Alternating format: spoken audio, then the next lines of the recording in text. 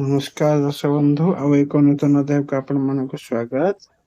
Jyotsna madam ଆମର balcony ଠିଆ ହେଇକି ନମସ୍କାର ଦର୍ଶକ ବନ୍ଧୁ, ଜୟ ଜଗନ୍ନାଥ। ମୁଁ ଆସିକି ବାଲକୋନି ଛିଡା ହେଇକି ପବନ ଖାଇବା ପାଇଁ ଆଇଛି ସତ, ପବନ ନାହିଁ।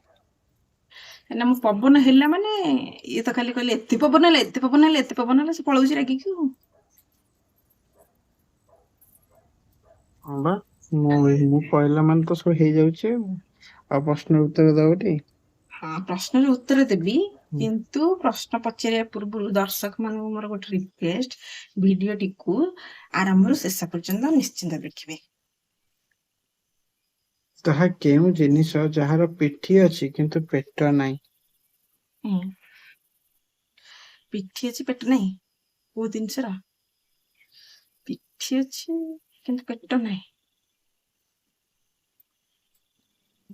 ମୁଁ କହିଦେବି, ପିଠି ଅଛି, ମାଛ। ମାଛ ପେଟ ନାହିଁ, କେମିତି ପେଟି ପିସି ଖାଉଛ? ଆଉ କଣ ପିଠି ଅଛି? ଚୌକିର। ଓ ପାଣିରେ ଜନ୍ମ, ପାଣିରେ ବାସ, ପାଣି ଲାଗିଲେ ତା ଜୀବନ ଶେଷ। ପାଣି ଜନ୍ମ ହୁଏ, ପାଣିରେ ଜନ୍ମ, ପାଣିରୁ ଜନ୍ମ ହୁଏ, ପାଣିରେ ବାସ, ପାଣି ଲାଗିଲେ ତା ଜୀବନ ଶେଷ।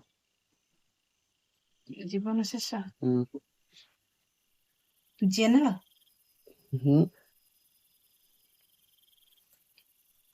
ପାଣି କାହା ସହିତ? ଲୁଣ? ଆଉ ଆଜି ଆଉ ଗୋଟେ ବୁଲେଇ ବଙ୍କି କୋଶ୍ଚିନ୍ ଲେଖିଛନ୍ତି।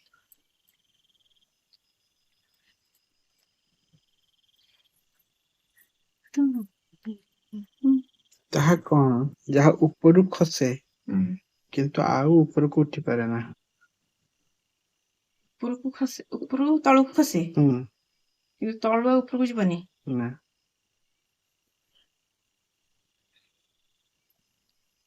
କଣ ଖସିବ? ଉପରେ ଖସିବ ତଳକୁ, ଉପରୁ ଖସେ, କଣ ଖସେ? କୁଆ ପଥର। ଆଉ କଣ? ବର୍ଷା କୁଆପଥର। ଠିକ?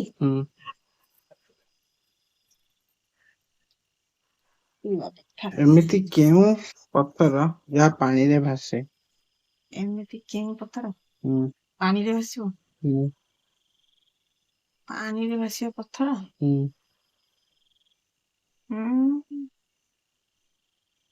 ଠିକ ଠାକ କୋଶ୍ଚିନ୍ ପଚାରିଲ ଟି। ପାଣିରେ ପଥର କେମିତି ଆସିବ? ପଥର ତ ଓଜନିଆ। ବରଫରେ ତିଆରି ପଥର।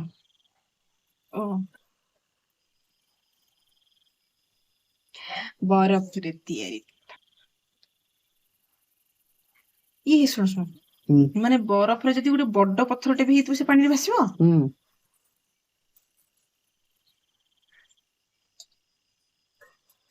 ଶେଷ ପ୍ରଶ୍ନ। ଆଜ୍ଞା। ଏମିତି କେଉଁ ଜିନିଷ ଯାହାକୁ ଜଳାଇଲେ ସେ କାନ୍ଦେ? ଜଳାଇଲେ କାନ୍ଦେ? ଏମିତି କେଉଁ ଜିନିଷ ଜଳେଇଲେ ସେ କାନ୍ଦିବ?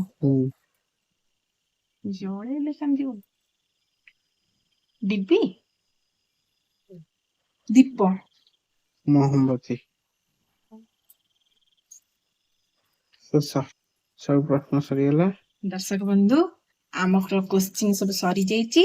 ଆମ କୋଶ୍ଚିନ୍ ଗୁଡିକ ଯଦି ଭଲ ଲାଗେ ଆପଣ ମାନଙ୍କୁ, ତାହେଲେ ଲାଇକ୍, କମେଣ୍ଟ, ସେୟାର କରିବେ ଆଉ ସବସ୍କ୍ରାଇବ କରିବେ। ନମସ୍ତେ।